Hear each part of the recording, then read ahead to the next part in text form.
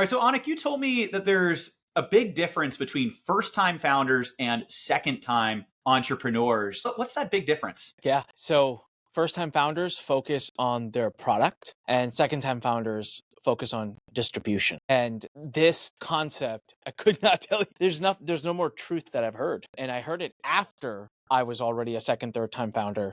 And it's 100% correct, because when you found your first company, you live in this fairy tale that if you have the best product, the best this, the best that, build it and they will come. Except you learn that ain't true. And then you work your ass off to market your business while still building the business, while still making sure you have the best product. And marketing has just become the most competitive thing ever now. There's competitions through the roof. So over time, and as you get those battle scars and bruises of being an entrepreneur, you go on to learn that actually marketing is the hardest thing to do. Building a great product today, Alric, is easy. I mean, with AI, it used to be coding was hard, coding was expensive. Forget that. That's might be easier than everything else now, and especially give it 6 months. So building a great product is no longer that hard. You and everyone else is going to have a great product. Marketing is hard. Building up your brand is hard. Getting people's loyalty is hard. Getting them to stay with you is hard. So how do you solve that? You solve it by hacking it. And the hack is distribution. And we'll spend a bulk of this episode talking about what the hell I mean by that, and how to hack your way into marketing. I love it. I love it. Definitely true words. And I'm excited to dive deep into that. That's what we do here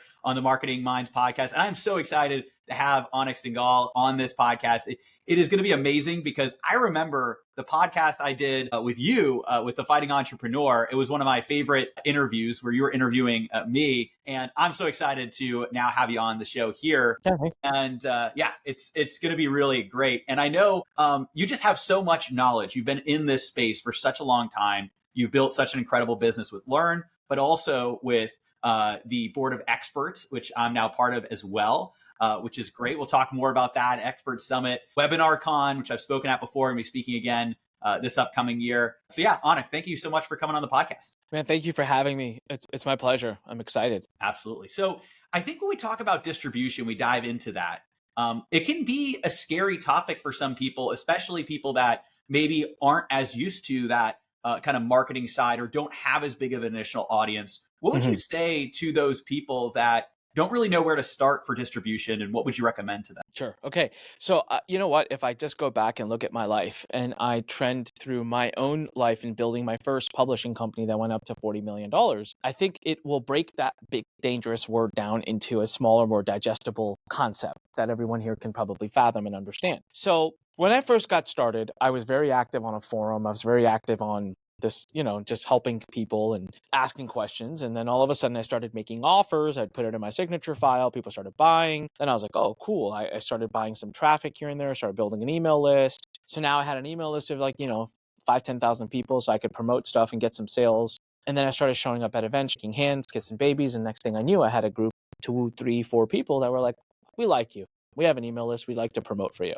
Okay, income's distribution. Without me knowing it. Of course, I didn't know it back then. How long between, I can actually tell you, the first 3 affiliates I had, they were my biggest affiliates back then. Between the 3 of them, probably had around 100,000 person email list, which you got to imagine 20 some years ago. Like, they probably had email lists of 20, 30,000 each. That's huge.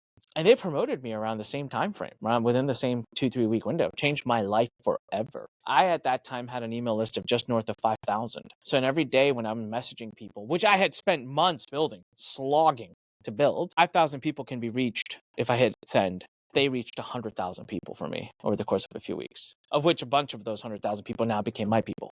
That's a 20x impact, right? And then so I saw that, didn't understand the concept of distribution, but I thought, holy crap, I got to go get me some more affiliates. And so I took their results, and from that, I went to more events and shook more hands and kissed more babies, and then made more friends. And then I had more affiliates. And for a while, all the way back from 2005 up until 2016, my entire company was affiliate driven. I was doing millions of dollars with affiliates.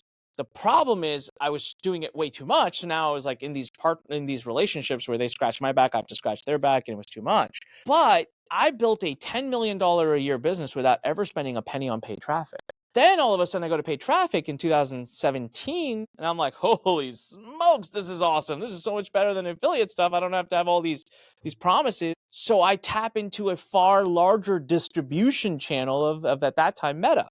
but comes with a bit of a downside, right? There's an upfront cost versus a tail end cost. And now I shut down the affiliate side. This is where the mistakes start to happen. You don't need to shut down anything. You just need to add distribution channels to scale. So anyways, all of this happens in my business, so we went through the FTC issue, so we had to like roll back a lot, and it really felt like I was restarting, which, trust me, after you've ground your knees on the ground for 20 years, you have literal physical scars on your body that represent the pain that you went through building this business that was just about to sell, and then you get hit with the FTC, and now you basically have to do it all over again. That is a pill that takes some time to swallow, right? You literally go through that moment where you're like, am I going to do this again? Part that had me saying, oh my God, am I going to do this again? Was because I wanted to come into a new niche. And it wasn't fully new, right? I had been teaching newbies how to launch a business, and now I wanted to adapt, and I wanted to work more with the experts. I wanted to work more with the people already doing a few $100,000 a year, doing a few million, because I knew so much about scaling. So it's not new. It's not like those people don't know who I am, but they're not used to me being the person who teaches them. They're like, oh, you're the one who taught me. Now I'm learning from Frank Kern and all these other people, right? So it is still a bit of a rebranding, and I got to change their mind to look at me as someone. So I remember thinking, I was like, oh man, all right, so I got to do all the work, right? Building that reciprocity up, write a book, and do all these things that I did in the other space to get that authority. And so I'm on the phone with one of my best friends, who is also going through a thing where he's like letting go of his past company, stepping away, starting a new company. And he's starting a new company in a bit of a different way. And he says, I brought on 2 partners. I said, oh, interesting. Who are they? He tells me their names. I thought, dude, that's awesome. They're like huge social media brands. He goes, yeah, why do you think I brought them? And he goes, Anik, one thing I figured out. You want to make money? You want to be able to charge whatever you want? You want easy money? Nail distribution. And I was like, dude, what'd you say, Jimmy? And this was that first moment. I'm like, whoa, whoa, whoa, whoa, whoa, whoa, whoa, whoa. You say lots of things. I've known you for many years. Go back on that one. Rewind. Distributions. Fight deeper.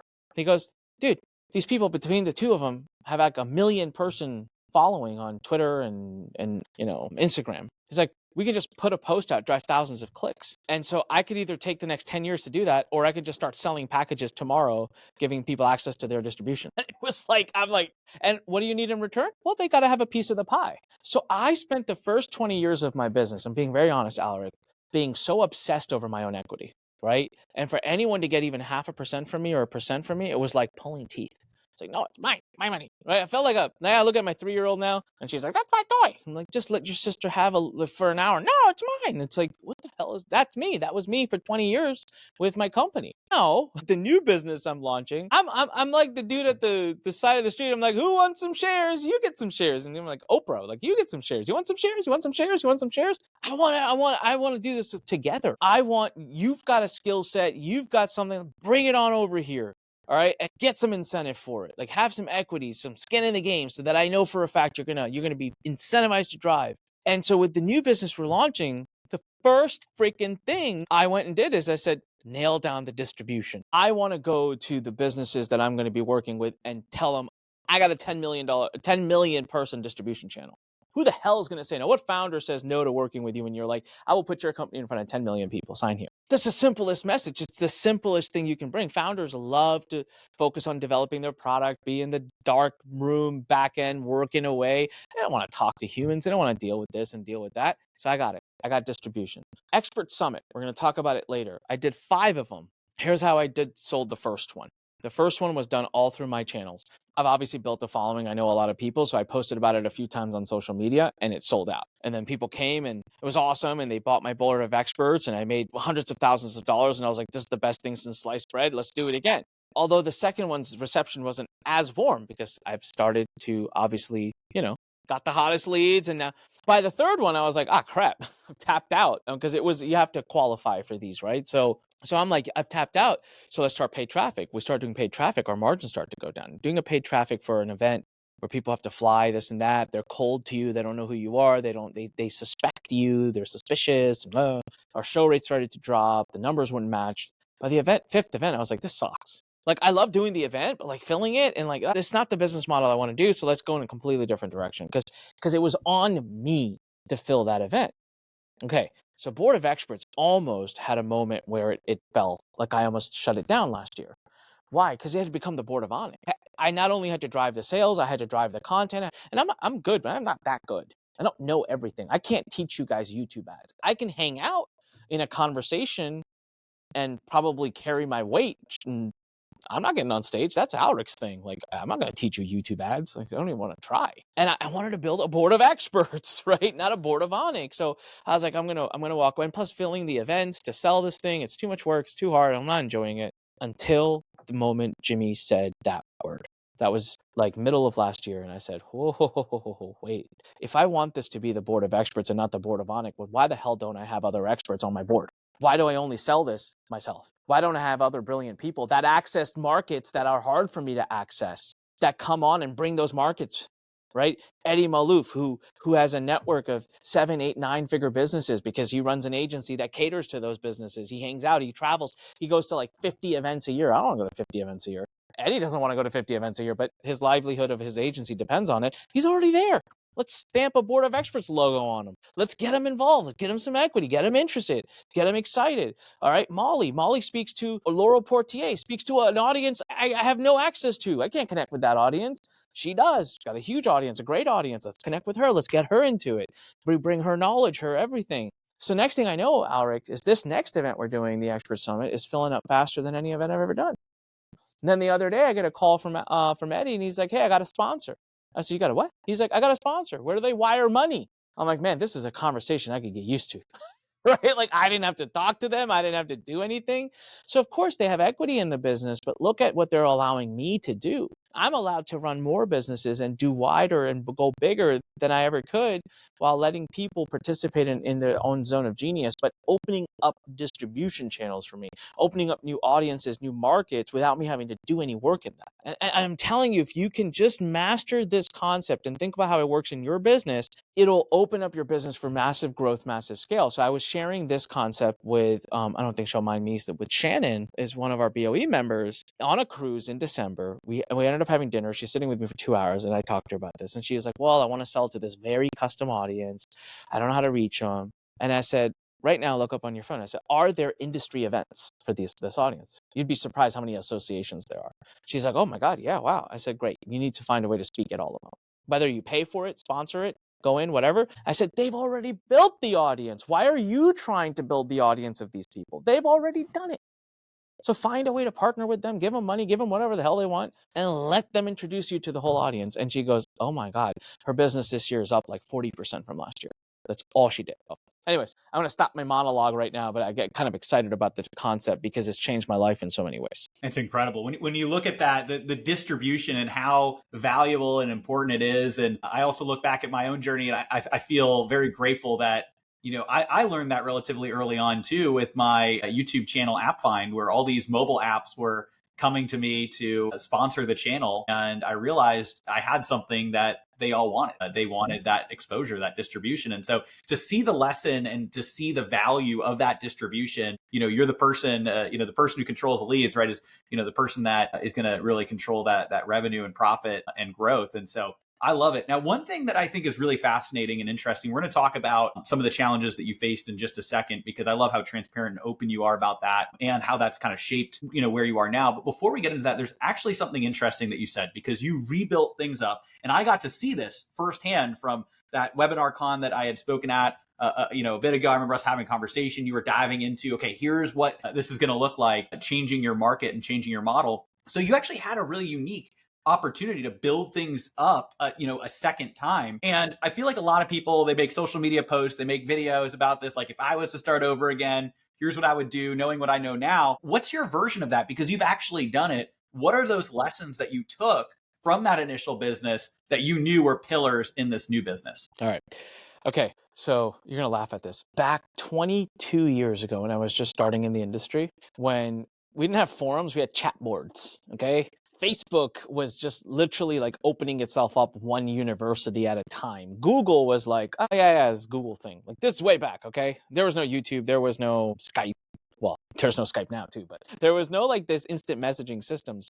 I was on this chat board, and one of the most successful launches of the time was by this other Indian dude. And this was before I was making money, so I was fascinated by it. He did a lot of money. He did like a couple $100,000 selling $97 ebook where he went around back then to the top 30 or so marketers and interviewed them and said, if you lost it all today, what would you do to get it back? This product was a huge hit. It was the first time I'd heard that question. Since then, Alric, I can't tell you how many times I've answered that question or heard it asked, how many podcasts I've been on and answered that question. You know something funny, Alric?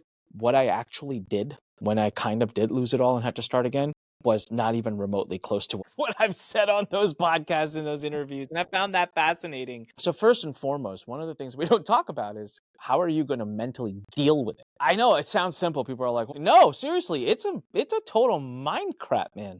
You are going to have some serious moments. And so the first thing that you need to do if you lose it all, just FYI, is figure out what your bare bone basic minimums are that you need to make and like step back. Step back. I'm actually working on a book right now. I won't publish it up until I've declared victory again, and I have a feeling I'll be there in 2 years. But the book is going to show how to turn your greatest tragedies into your greatest victories. And one of the key concepts in that book is going to be repair. You gotta step back and allow an opportunity for your mental and physical and spiritual repairing, right? And so from there, and I didn't, by the way.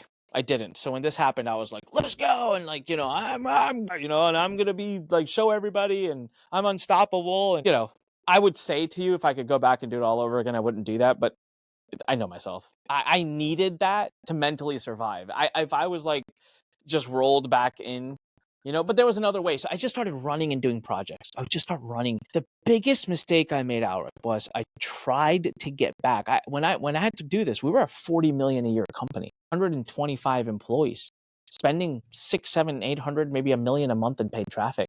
And we had to let go of about 80, 85 of our employees. So we just weren't the same organization anymore. But I kept trying to come up with an idea that would springboard us as fast as possible back to 40 million. Except rather than accepting the fact that, look, it may have taken me 20 years to have done it the first time, and surely it won't take me 20, maybe it'll take me 2, 3, 4, but it will take time. It's establish foundational things again. And at the most level, foundational being, hey man, how do we turn this curse into a blessing, right?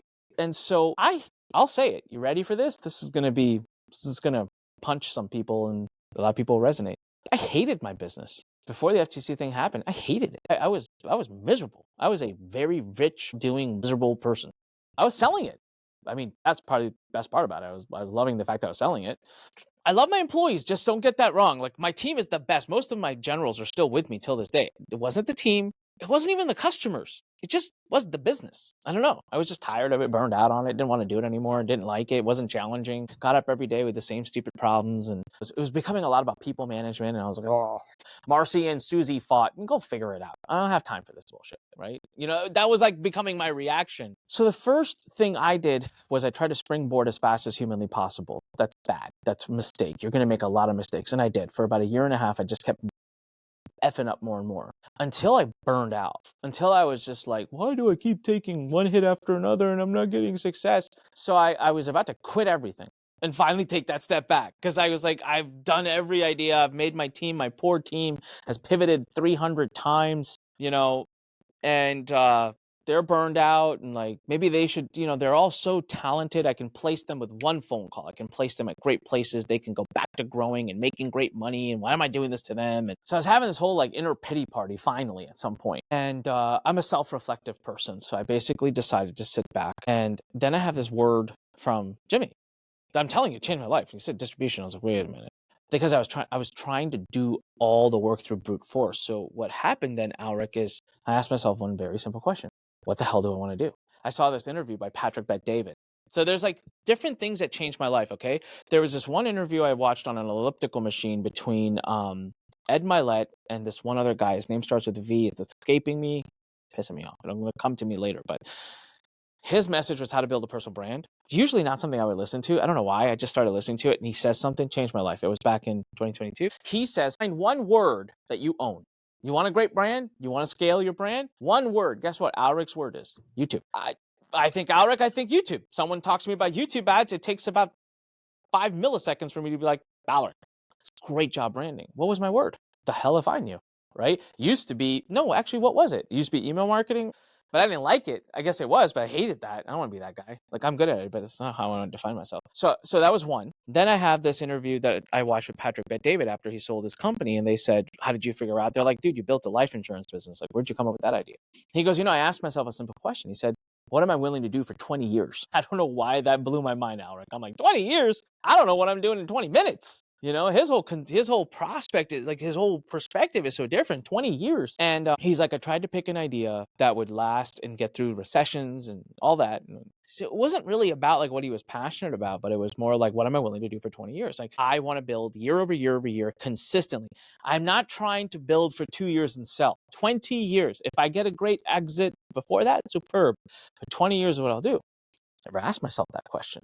So at that moment, I asked myself one question, Alric, where I said, well, I'm 40 years old. The first 20 was great. I made a lot of money, and I still have a lot of money, and I upgraded my lifestyle, built this huge brand, this great name. I'm super excited. Didn't end the way I had planned or hoped, but it ended really, really good. I got another 20 years that I'm willing to be an operator or be very actively involved on a day-to-day basis. So till 60. Post 60, I'm still going to be doing stuff, but I'd like to be more of an investor, and I don't want to be running a company. I'm not going to be a CEO of a company at 60. So I was like, shit, Anik, what are you willing to do for 20 years? So do you see how these questions are so different? Now, I want everyone to know that I was in a different position. I was not worried about how I'm going to put food on the table, pay my mortgage, or like survive. That was all taken care of, and still is till this day. So I had a lot of capital to float, to wait, to reinvest in the company, to buy some time. Even though I was actually making more mistakes and burning that capital, which I would have actually saved had I stepped back. But I want to tell everyone, what do you want to do? And so that was when I realized, I was like, I freaking hate being a CEO. It's the worst job on the planet. I don't know why people glorify it. I don't want to be a CEO. I hate people managing. I don't want to be a leader. I don't want to lead anybody. Leave me alone. It's like, I want to lead myself in a dark room to build funnels. I'm a good leader. That's fine. I don't really want to, though. It's too much pressure. It's too much stress. And we glorify leadership. But yeah, do you really want it? Maybe you do. Maybe you don't. I want a big audience. I want to impact people. But I don't want coaching programs, and I don't want them leaning on me. I don't want to be anyone's mentor. Maybe one or two people, right? But I don't want to have a whole program around it. So I realized every program I had tried to be building over those last couple of years after the FTC stuff, everything I was trying to do, just bring back, was I was just basically leaning on all the stuff I had done in the past, which I hated. So I was like, well, wow, we get to really revisit this. So at that time, I said, what am I enjoying the most right now? Forget money. What am I just enjoying? And I was loving the software company we were building. Although it was costing me an arm and a leg, and it was super negative, but I was loving it. I was learning about AI every day, facing new challenges, building something of immense value, something that would help people protect them from what I went through. And that dialed in. And so I started pulling that thread. And once I realized, I need to not be CEO. I need to build something what can I do for 20 years? Oh my God, I'm in, man. I'll play with AI for 20 years. I will be a thought leader. I will be a researcher. So where do I facilitate that? I'm ready to do that for 20 years. That is going to be a most amazing ride to watch what AI does. Hell, you watch it for 2 months. It's amazing. Imagine 20 years, right? So I started answering these questions. And then when it came down to this serious, okay, Anik, whatever, money, right? Then I basically said, look, I lost my way when I was building my info business because I got lured away with the magic of high ticket. But if I go way back in my career, the times in my career, which would be from 2005 to 2017, it's about 11 years, where I was probably the happiest with my business and seeing the biggest rocket. I could do a webinar with 3 emails and have 1,000 on that would convert at 20%. I used to focus on low ticket products. I used to focus on books. I used to focus on lead generation, and I used to focus on pure ascension, allowing people to choose and ascend with me. I used to focus on things I didn't even know, LTV and retention. And then when I kind of got bit by this, let me just do webinars and only sell 10, 20K coaching programs, we were always a ROAS company.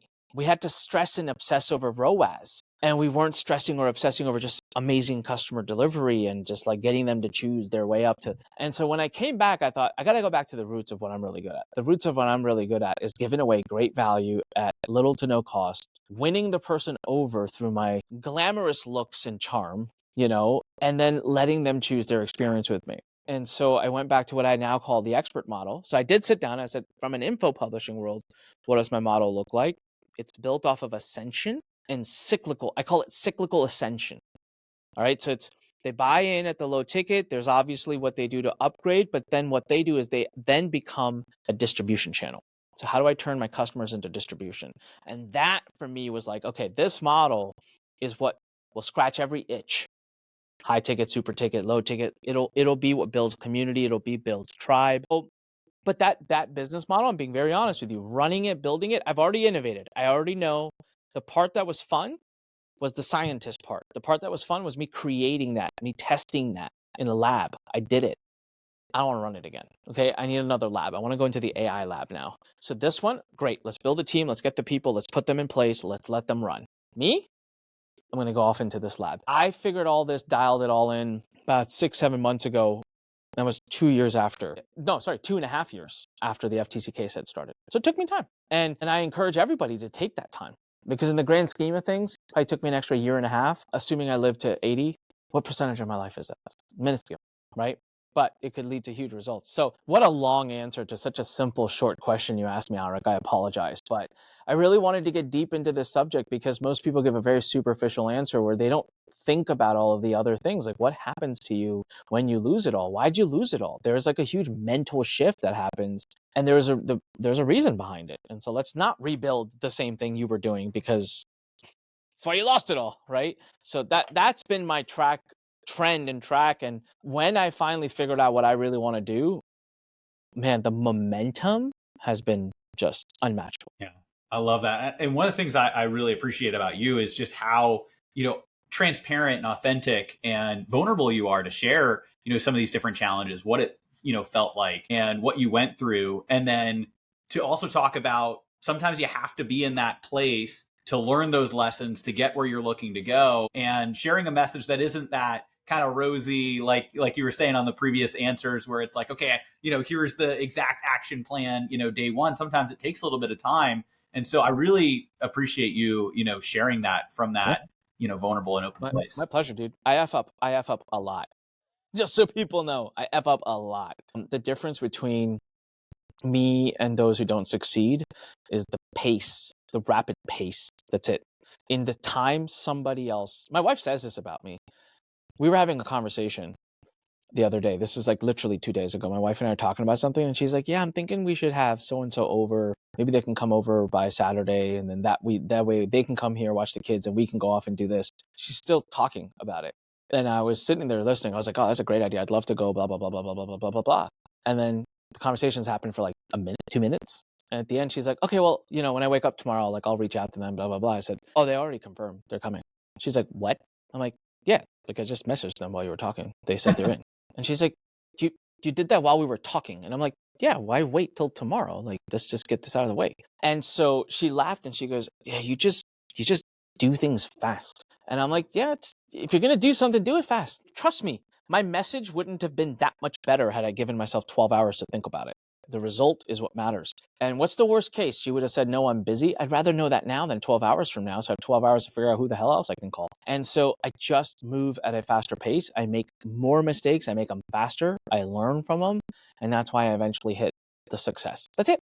I just F up more than most people. And I think a lot of entrepreneurs' egos are just way too big because they're out there being the big shit and they don't want to admit that, but that's the truth. And I quite frankly don't care about being the big shit. I just want to be the real shit. I want to tell people what it really takes, because when people that are very successful position themselves and only talk about the good times and how amazing they are, they actually do everybody a great disservice because they make those people feel they're inadequate and that they actually can't succeed when the challenges is actually what made us successful. So if you're having challenges and you're listening to this right now, congratulations, you're in the right spot.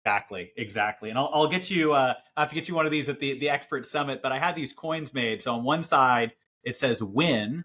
And on the other side, it says learn, and the entrepreneur's mindset that learning is winning. And we give these out to our clients, and they can kind of put it on their desk, and everything's either a win or it's a learning lesson. So it's just a reminder that you just speed of decision, everything that you're saying completely resonate with. And I think that it's just such a great mindset. All right, we're going to shift gears because on the Marketing Minds podcast, we love diving into some tactics and strategies and things that people can implement right away. And I also have loved like the conversation at this point. It's so important to really see that mindset that you have as an entrepreneur and the different lessons you take away. But now shifting gears a little bit, I'd love to dive into tactics. And I want to focus on some webinar tactics, and then also talk about some of the compliance things that you learned. And I know you got a software related to that as well. But let's start on the webinar side. Of course, running WebinarCon, you've done so many webinars, practically, the king of webinars. So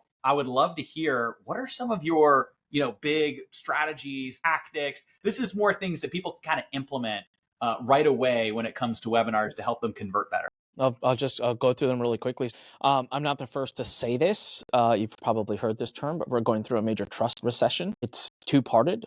We don't trust ourselves, and we don't trust those talking to us. So that's the part where I don't see a lot of people talk about this. The trust recession isn't just because I don't know who this Alricek guy is. I've never seen him before. He's going to bullshit me and sell me something, and it's not going to work, and he's a scammer, right? That's one part of it.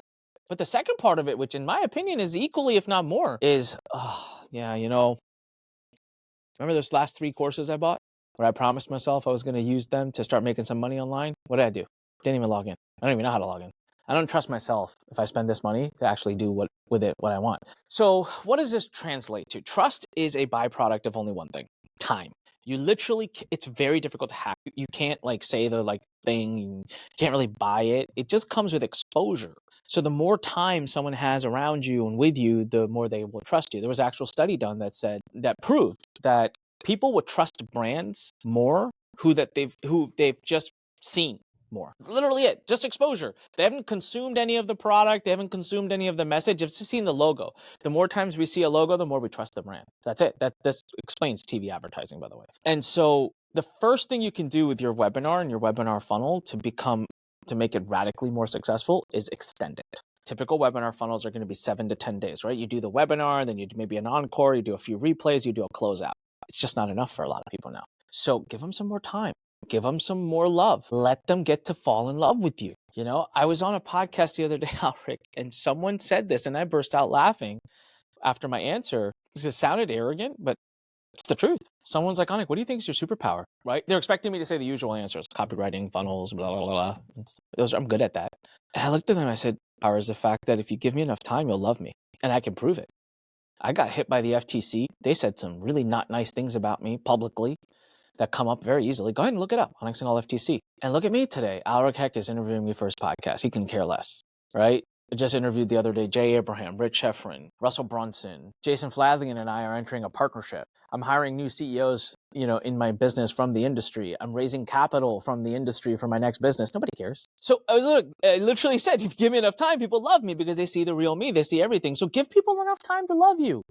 Right? If they don't attend the webinar, you don't watch the replay, extend that funnel, give them some videos, give them a podcast that covers the same content, give them a stage presentation you've done, invite them to a challenge, invite them to a town hall, a Q&A. Send them a love letter, a PDF of your webinar. Just give them more ways. Remember, sales is first about consuming a message. If I don't actually consume your message, there's a 0% chance of me buying your product. The minute I listen to your message, your chances just went up infinitely. Right? And the longer I spend with you on that message, this is why we use webinars to sell higher ticket programs. The longer I spend with you on that message, the higher the chances I'm going to buy and the higher the price I'm going to pay for. So first tactical thing to do on a webinar that I'm not seeing done nearly enough by most people that I've been out there championing this message since pre-COVID time was extend the funnel, okay? Evergreen and live. Our funnels now are about 3 weeks long. So once you finish the replay, then we hit you up with a 3-part video series where literally, I couldn't be lazier about this. I took the webinar and split it into 3 videos, okay? And the first part's the story, the second part's the content, the third part's the pitch. And I now have 9 days I can mail you more. Because the first 3 days I focus on the story video, but they can, once they click the page, they can go to the other videos. So, and by the way, I get a kick out of watching people's engagement. You know how many people literally watch all 3 videos back to back? And I'm like, you dumb. Could have just watched the webinar. It's the same thing, right? But it's just people's psychology, man. Who's going to sit here and question it? Just give them choices. Consumers want choices. Let them pick their best.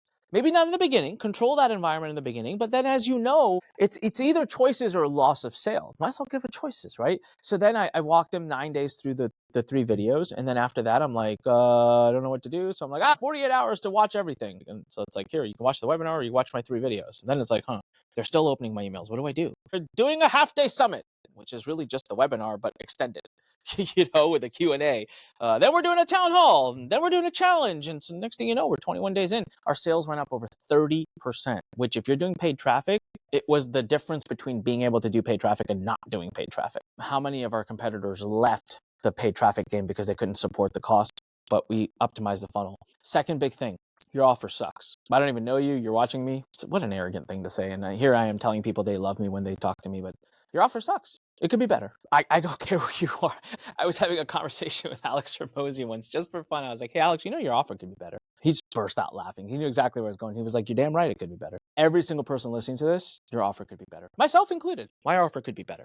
That's the one area you should not stop evolving. Your offer could be better. The more customers you talk to, the more objections you hear, the more things you hear, the more success you have, the more lack of success you have, your offer should constantly be evolving. A great offer will sell with bad marketing. Bad marketing, will sell a great offer, but great marketing, it'll sell a bad offer, but it'll be a very unhappy customer. So it won't build you a great business. And then great marketing is so much harder than creating a great offer. So the second thing I'll tell you is I just out there, question your offer. Just go look at it. Right? What's the formula? Make it a little bit better. Today, one tactic, just one thing. Add a new bonus, change one bonus, just something psychologically that can help just make it better. And do that once every month. Come back to me in 2 years and tell me how your numbers are looking. Offer is king. We're starting to get to the point now where all these strategies and tactics on a webinar, everyone's doing them. The whole market's wise to it. They don't really care. They just want a great offer. And the third thing I would say is pick your audience, make it more specific. This is becoming really, really important. I just did an amazing interview with Kiana Danielle. Oh my God, I cannot say her last name. I'm so sorry, Kiana. I know you coached me for like a half an hour on how to say it. Kiana Danielle. And we just geeked out on the audience thing. Her business, so she went from an audience that was like this big, and she got it down to like this big. So she made it more specific, right? Like how many times do you wake up probably, Alric, and you're like, man, I should teach Facebook ads too. Like, no, do not, or you might be like, God, I should really teach e-com, people who sell like e-com products for YouTube. And I don't know if you already do, but it's like, no, you own this space, man. And it's so uncomfortable. And I suck at this, but I've been getting better and better. And I forced myself to really narrow it down. So I call it the 4X niche. I promise you, most people watching right now, your niche is just not specific enough. And the more specific you make it, you will not make less money. You will make more money. Kiana shares this. She says that as soon as she did that, the biggest year she had ever had was 100 grand in sales. The very year she says she did that year she did $1 million in sales. The next year she did 10 million. There's probably like 18 other reasons why that happened. It's not just but she said this was the major reason. And I've seen it too in my own business. So I would invite you, because your webinar, let's talk about how it connects back to your webinar. You know exactly what to say. Look, Alric, when you start a webinar, it's going to be an expert, coach, consultant, agency person on that. So you're able to start with and say, listen, let's just be honest. Your meta lead's starting to suck. Getting on the phone to close a deal. They don't have any money. They're just looky-loos. They don't even know what you do. They're completely checked out. If you said that and you've got e-com people listening too, you can't say it now because that makes no sense to them. But you can be so much more direct when you have that avatar nailed down. So your webinar doesn't have to be so creative and hypey. It just has to say the things that mean something to the people. So the closer that gets. So that's been one of my biggest epiphanies, man, is just I'm still working on it. All of my audiences need to be further refined. My offers need to be better. My audience need to be refined. And I need to give my audience more time to buy from me. That's it. Right there. You do those 3 things, then you're killing it. There is no put this little tab on or do the, instant replay or make sure you show it at 8 o'clock versus 7 o'clock. That all changes by market, by person, by industry. None of that moves the needle. The things I just talked about here, they move the needle. Absolutely. Such value. And I know that's you have so much more that you can share in the world of webinars and all this as well. And I'm sure you're going to share some of how people can learn more about that in a second. But actually a good segue, because I know you have a few different things and you've got your software as well. How can people, and I think this is a question a lot of people have, because, and you've been sharing your challenges that you have with the FTC, compliance being so important. How can people create marketing copy that converts, continues to convert very well, but is also in that compliance and making sure that you're dotting all your I's, you're crossing all your T's, and, maybe some general tips. And then I also know you've got your software as well that helps with that too. Yeah. So look, I deal with this all the time, and people will be like, compliant marketing sucks. It doesn't convert. And yet my marketing converts just fine and dandy. And we're doing great. But there are some fundamental differences. And so compliant marketing doesn't allow you to speak to the results someone will have. This literally shatters copywriting as we've learned. One of the oldest sayings I love to poke fun at is when people say, sell the sizzle, not the steak. Well, Alric, when's the last time you went to a steakhouse and said, I'll take the sizzly, buttery, garlicky, steaming hot? No. You're like, I'll take the 10-ounce ribeye, right? It's a funny saying, and I think back to it now, and I'm like, it's actually not true. It's people that say, it's like taking candy from a baby. Have you actually tried to take candy out of the hands of a baby? Have a baby and try it. It ain't that damn easy. Sleeps like a baby.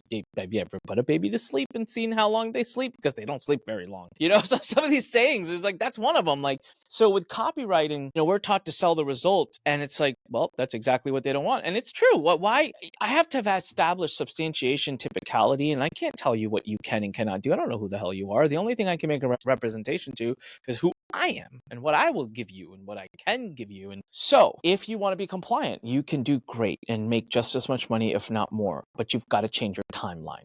So your cold audiences, you want to get them from cold straight to a 20K buyer within 24 hours. I guarantee you, you're going to be non-compliant.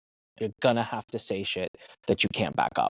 Instead of 24 hours, what if you gave yourself 24 days? And now that person's not buying because of the promises you made, but they're buying because they just love you and trust you, and you've delivered for 24 days on every single thing. And that first offer where they buy from you is a book, is a low ticket. It's something simple, which doesn't require a lot of hype. It could just be like, this is what it is. This is what I teach. This is who I am. Get it. They get the book. They read the book. They're like, oh my God, this thing is amazing. How exactly did I break into the FTC space? You know, this is kind of ironic. If people think about it, I'm now looked at the authority. I'm looked at as the authority on FTC compliance. You asked me about it.